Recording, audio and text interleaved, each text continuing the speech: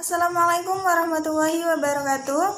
Alhamdulillahirabbil alamin wa bihi nasta'in ala umuri dunya waddin.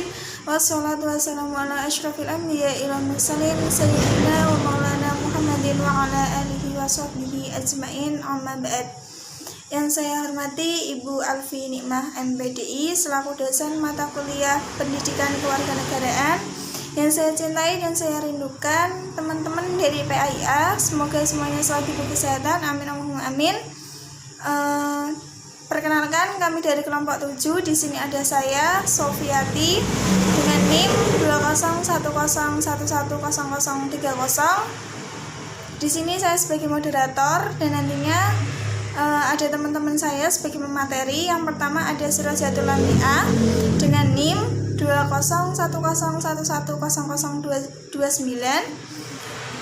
Selanjutnya ada Sofiana Ulfa dengan NIM 201110022. Dan yang terakhir ada Nurul Halimah dengan NIM 201110023. Di sini kelompok kami akan membahas materi tentang good governance. Selanjutnya saya serahkan kepada pemateri agar bisa menjelaskan materinya. Assalamualaikum warahmatullahi wabarakatuh. Perkenalkan, nama saya Sirojatul Lamia dengan NIM 201110029. Saya akan mempresentasikan tentang pengertian dan ciri-ciri dari good governance. Yang pertama ada pengertian dari good governance. Nah, secara konseptual, good dalam bahasa Indonesia artinya baik dan governance adalah kepemerintahan. Good governance berasal dari bahasa Inggris, yakni governing, yang artinya mengarahkan, mengendalikan, atau mempengaruhi masalah publik dalam suatu negara. Nah, good governance sendiri juga dapat diartikan sebagai tindakan atau tingkah laku yang didasarkan pada nilai-nilai yang bersifat mengarahkan, mengendalikan, atau mempengaruhi masalah publik untuk mewujudkan nilai-nilai itu di dalam tindakan dan keseharian. Selanjutnya, good governance pada dasarnya adalah suatu konsep yang mengacu kepada proses pencapaian keputusan dan pelaksanaannya yang dapat dipertanggungjawabkan secara bersama. Good governance sendiri juga dimaksudkan sebagai suatu kemampuan untuk mengelola sumber daya dan urusan suatu negara dengan cara-cara terbuka, transparan, kemudian bertanggung jawab, adil, dan responsif terhadap kebutuhan masyarakat. Nah, selanjutnya ada pendapat para ahli dalam memahami arti good governance. Yang pertama, menurut Robert Carlick. Nah, menurutnya ini good governance diartikan sebagai pengelolaan segala macam urusan publik secara efektif melalui pembuatan peraturan dan atau kebijakan yang baik untuk mempromosikan nilai-nilai kemasyarakatan. Nah, selanjutnya ada menurut Bintoro Cokroamidjojo. Nah, menurut beliau, good governance ini merupakan suatu bentuk manajemen pembangunan yang juga disebut sebagai administrasi pembangunan yang menempatkan peran pemerintah sentral menjadi agent of change dari suatu masyarakat berkembang atau developing di dalam negara berkembang serta efisien dan efektif dengan menjaga kesinergian interaksi yang konstruktif di antara domain-domain negara, sektor swasta, dan masyarakat.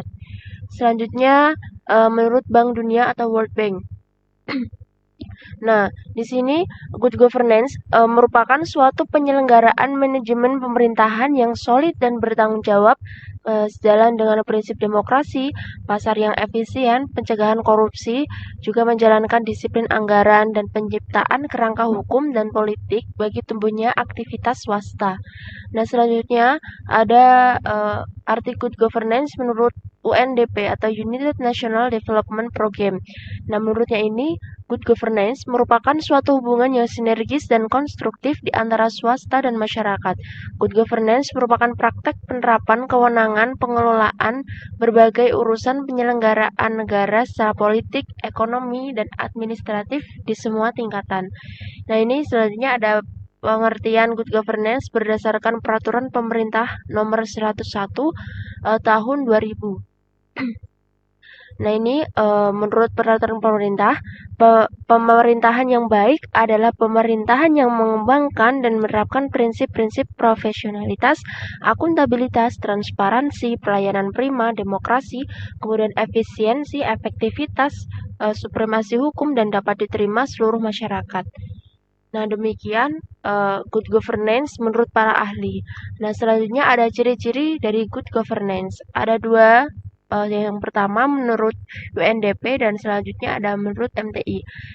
Di sini menurut UNDP terlebih dahulu. Nah, dalam dokumen kebijakan United Nations Development Program menyebutkan ciri-ciri good governance, yaitu ada beberapa. Yang pertama adanya partisipasi masyarakat, kemudian adanya aturan hukum yang adil tanpa pandang bulu, selanjutnya ada pemerintah yang bersifat transparan, pemerintah mempunyai daya tangkap terhadap berbagai pihak, selanjutnya pemerintah berorientasi pada konsensus untuk mencapai kesepakatan, selanjutnya menerapkan prinsip keadilan, dan ada pemerintahan bertindak secara efektif dan efisien. Nah, selanjutnya ada segala keputusan dapat dipertanggungjawabkan kepada publik atau bersifat akuntabilitas. Nah, kemudian penyelenggaraan pembangunan bervisi strategis, dan yang terakhir adanya saling keterkaitan antar kebijakan. Nah, kemudian ada ciri-ciri dari good governance menurut Masyarakat Transparansi Indonesia atau MTI. Nah, di sini yang pertama ada partisipasi masyarakat, kemudian tegaknya supremasi hukum, selanjutnya ada keterbukaan informasi pemerintah pada publik, peduli pada masyarakat, berorientasi pada konsensus, memperhatikan kesetaraan. Nah, pemerintah diselenggarakan secara efektif dan efisien, selanjutnya ada keputusan yang diambil bersifat akuntabilitas. Dan yang terakhir, visi pembangunan yang strategis.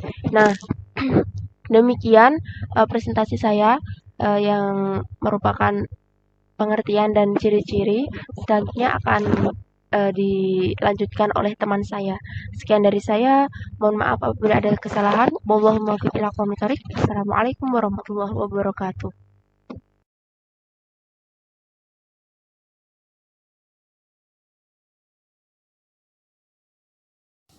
Halo, Assalamualaikum warahmatullahi wabarakatuh. Perkenalkan, nama saya Sofiana Ulfa dengan NIM 20101110022 dari IAIN Kudus, kelas PAIA 1.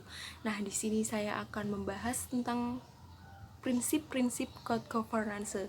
Terima kasih. Baik, saya di sini akan melanjutkan presentasi dari Saudari Sirojatul Lamiah. Prinsip-prinsip good governance. Lembaga Administrasi Negara atau LAN merumuskan 9 prinsip fundamental dalam mewujudkan good governance, yaitu 1. Partisipasi masyarakat atau participation. Semua warga masyarakat mempunyai suara dalam pengambilan keputusan, baik langsung maupun melalui lembaga perwakilan yang sah. Partisipasi ini dibangun berdasarkan prinsip demokrasi, yaitu kebebasan berkumpul dan mengungkapkan pendapat secara konstruktif. 2. Penegakan hukum atau rule of law. Partisipasi masyarakat dalam proses politik dan perumusan kebijakan publik memerlukan sistem dan aturan-aturan hukum, tanpa ditopang oleh sebuah aturan hukum dan penegakannya secara konsekuen. Partisipasi publik dapat berubah menjadi tindakan publik yang anarkis. 3. Transparansi atau transparency. Transparansi adalah keterbukaan atas semua tindakan dan kebijakan yang diambil oleh pemerintah. Prinsip transparansi menciptakan kepercayaan timbal baik antara pemerintah dan masyarakat melalui penyediaan informasi dan menjamin kemudahan di dalam memperoleh informasi yang akurat dan memadai. 4. Peduli pada stakeholder atau dunia usaha. Lembaga-lembaga dan seluruh proses pemerintahan harus berusaha melayani semua pihak yang berkepentingan. Pelaksanaan good governance secara benar dan konsisten bagi dunia usaha adalah perwujudan dari pelaksanaan etika bisnis yang seharusnya dimiliki oleh setiap lembaga korporasi yang ada di dunia. Praktek good governance menjadi guidance atau panduan untuk operasional perusahaan. 5. berorientasi pada konsensus atau konsensus. Prinsip ini menyatakan bahwa keputusan apapun harus dilakukan melalui proses musyawarah, melalui konsensus. Model pengambilan keputusan tersebut selain dapat memuaskan sebagian besar pihak, juga akan menjadi keputusan yang mengikat dan milik bersama, sehingga akan memiliki kekuatan memaksa bagi semua komponen yang terlibat untuk melaksanakan keputusan tersebut. 6. Kesetaraan atau equity. Kesetaraan yakni kesamaan dalam perlakuan dan pelayanan. Asas ini harus diperhatikan secara sungguh-sungguh oleh semua penyelenggara pemerintahan di Indonesia, karena kenyataan sosiologis bangsa kita sebagai bangsa yang majemuk, baik etnis, agama, dan budaya. 7. Efektivitas dan efisiensi. Konsep efektivitas dalam sektor kegiatan publik memiliki makna ganda, yakni efektivitas dalam pelaksanaan proses pekerjaan, baik oleh pejabat publik maupun partisipasi masyarakat, dan efektivitas dalam konteks hasil, yakni mampu memberikan kesejahteraan sebesar-besarnya pada kelompok dan lapisan sosial. 8. Akuntabilitas atau accountability. Asas akuntabilitas adalah pertanggungjawaban pejabat publik terhadap masyarakat yang memberinya kewenangan untuk mengurusi kepentingan mereka.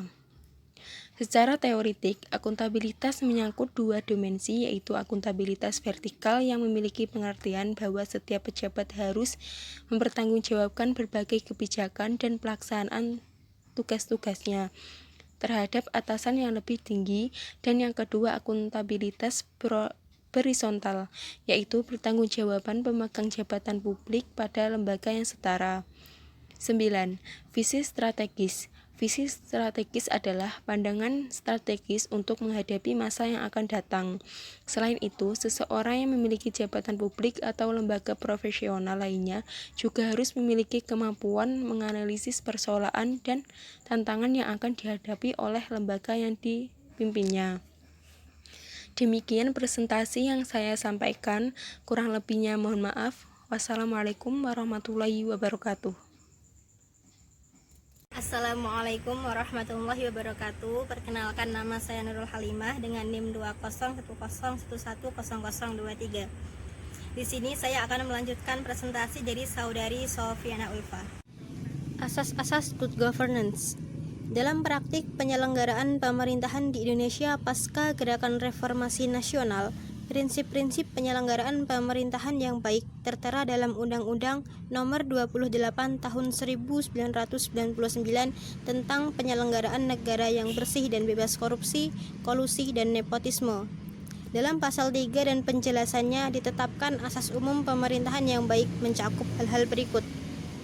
Yang pertama ialah asas kepastian hukum. Asas kepastian hukum maksudnya ialah asas dalam suatu negara hukum yang mengutamakan landasan peraturan perundang-undangan, kepatuhan, dan keadilan dalam setiap kebijakan penyelenggaraan pemerintahan. Yang kedua ialah asas kepentingan umum. Asas kepentingan umum ialah asas yang bisa mendahulukan kesejahteraan umum dengan cara yang aspiratif, akomodatif, dan selektif. Maksudnya ialah asas ini menghendaki pemerintah harus mengutamakan kepentingan umum terlebih dahulu daripada kepentingan pribadi maupun kepentingan golongan. Yang ketiga ialah asas keterbukaan. Asas keterbukaan maksudnya ialah asas yang dapat membuka diri terhadap hak masyarakat untuk memperoleh informasi yang benar, jujur, dan tidak diskriminatif tentang penyelenggaraan negara dengan tetap memperhatikan perlindungan atas hak asasi pribadi, golongan, dan rahasia negara. Yang keempat ialah asas profesionalitas. Asas profesionalitas ialah asas yang mengutamakan keahlian yang berlandaskan kode etik dan ketentuan peraturan perundang-undangan yang berlaku. Yang kelima ialah asas tertib penyelenggaraan negara. Asas tertib penyelenggaraan negara menjadi salah satu landasan keteraturan, keserasian, keseimbangan dalam pengabdian penyelenggaraan negara. Selanjutnya ialah asas proporsionalitas. Asas proporsionalitas adalah asas yang mengutamakan keseimbangan antara hak dan kewajiban penyelenggara negara. Dan yang terakhir ialah asas akuntabilitas. Asas akuntabilitas ialah asas yang dapat menentukan bahwa setiap kegiatan dan hasil akhir dari kegiatan penyelenggaraan negara harus dapat dipertanggungjawabkan kepada masyarakat atau rakyat sebagai pemegang kedaulatan tertinggi negara sesuai dengan ketentuan peraturan perundang-undangan yang berlaku. Selanjutnya ialah penerapan good governance di Indonesia. Good governance di Indonesia mulai benar-benar dirintis dan diterapkan sejak era reformasi, di mana pada era tersebut telah terjadi perombakan sistem pemerintahan yang menuntut proses demokrasi yang bersih, sehingga good governance merupakan salah satu alat reformasi yang mutlak diterapkan dalam pemerintahan baru.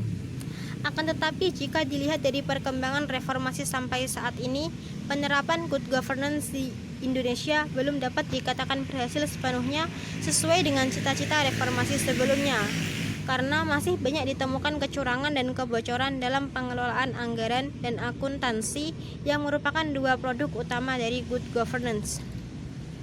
Namun, hal tersebut tidak berarti gagal untuk diterapkan. Banyak upaya yang dilakukan pemerintah dalam menciptakan iklim good governance yang baik. Di antaranya ialah mulai diupayakannya transparansi informasi terhadap publik mengenai APBN, sehingga memudahkan masyarakat untuk ikut berpartisipasi dalam menciptakan kebijakan dan dalam proses pengawasan pengelolaan APBN dan BUMN.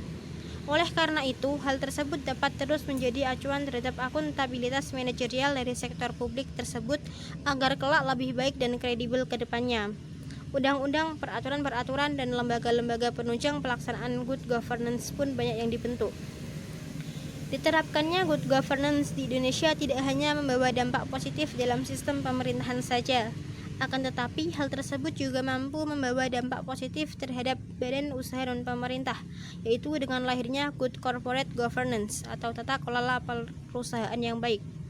Dengan landasan yang kuat, hal tersebut diharapkan akan membawa bangsa Indonesia ke dalam suatu pemerintahan yang bersih dan amanah. Demikianlah presentasi yang dapat saya sampaikan, kurang lebih saya mohon maaf, dan selanjutnya saya serahkan kembali kepada moderator. Terima kasih untuk para pemateri. Nah, selanjutnya kesimpulan yang dapat diambil dari materi kita.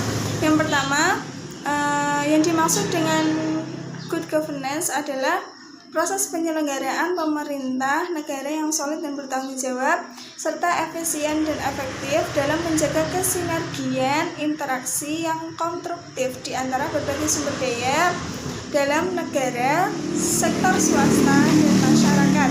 Ciri-ciri good governance diantaranya adanya partisipasi masyarakat, tegaknya supremasi hukum, transparansi pemerintah kepada publik, peduli kepada masyarakat, berorientasi kepada konsensus, memperhatikan kesetaraan, pemerintah diselenggarakan secara efektif dan efisien, keputusan bersifat akuntabilitas, dan visi pembangunan yang stabil. Asas-asas good governance menurut Undang-Undang Nomor 28 Tahun 1999 Pasal 3. Di antaranya ada asas kepastian hukum, asas tertib penyelenggaraan negara, asas kepentingan umum, asas keterbukaan, asas proporsionalitas, asas profesionalitas, dan asas akuntabilitas. Nah, penerapan good governance di Indonesia ini mulai dirintis dan diterapkan sejak era reformasi, namun belum dikatakan berhasil sepenuhnya. Tetapi dengan landasan yang kuat diharapkan akan membawa bangsa Indonesia ke dalam suatu pemerintah yang bersih dan amanah. Yaitu kesimpulan yang dapat diambil dari materi kita. Di sini kami mengucapkan terima kasih kepada Bu Alfi selaku dosen pendidikan kewarganegaraan dan teman-teman karena sudah memberikan waktu kepada kami untuk mempresentasikan materi kita. Cukup sekian dari kelompok kami, kurang lebihnya mohon maaf. Wabillahi taufik wal hidayah. Assalamualaikum warahmatullahi wabarakatuh.